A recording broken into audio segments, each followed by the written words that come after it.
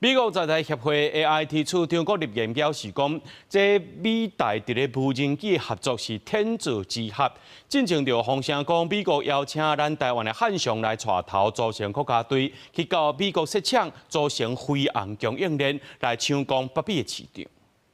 Often talk about the fact that when America wins, Taiwan wins. 今年7月，美国在台协会 AIT 处长郭立言公开表示，美国赢，台湾就赢，强调台美合作。最近也见国防部长郭立雄、国民党真济立委、加民众党主席黄国昌关心台湾的经济峰会甲全社会韧性。伊也伫选择美国投资国峰会，讲到美台伫无人机的合作是天作之合，指台湾有杰出的制造实力，甲美国软体开发系统设计创新完美结合。透过美国的通路进入全球的市场，它是一个经济产业的新通路。那另外在安全上，不管是平时或战时，它提供了台湾可以自己生产、自给自足的战备纵深。全球无人机市场将要互中国垄断，世界各国积极打造飞航供应链。台湾伫咧建造供应链的重要合作伙伴，即马就传出美国邀请，用汉翔做带头，结合台厂组成国家队，去美国打造飞航供应链。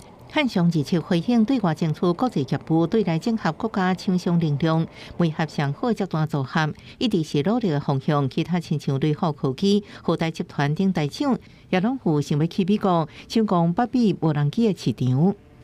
我们一直说台积电可能是护国神山，那我们能不能去打造另外一个新的产业，再前进这一个国际？我觉得这个对我们台湾整体的安全来看，除了半导体之外，未来我们能不能去利用军工走向世界，会是接下来蛮重要的一环。学者观察，台美无论是合作生产民用军用上轨无人机，都对带动国内军工产业转型有帮助。英国金融时报也报道，美国国防部要派人进驻台湾、日本，驻台联络官重点就是要赶紧无人机伫军民两用的生态系统合作，反制中共威胁。记者综合报道。